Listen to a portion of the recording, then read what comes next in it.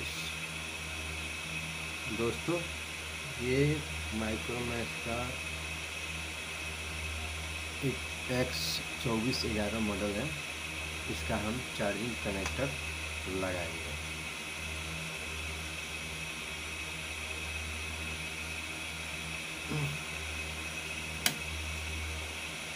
देखिए दोस्तों, सिंपल सा मॉडल।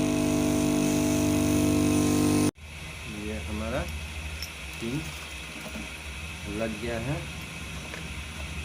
अब इसको थोड़ा पेस्ट डालकर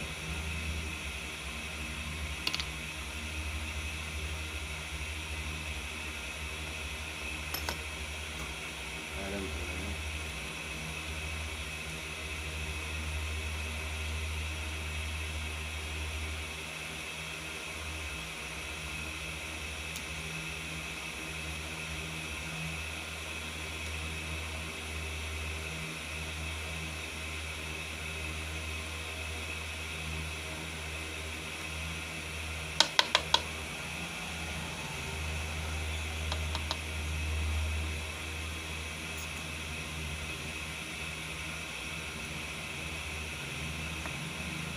ये हमारा पिन लग के रेडी हो गया। अब इसको चार्ज करके ट्राई करेंगे। देखिए गाइस, चार्ज होने लगा। वीडियो पसंद आए तो लाइक कीजिए, कमेंट कीजिए, सब्सक्राइब कीजिए।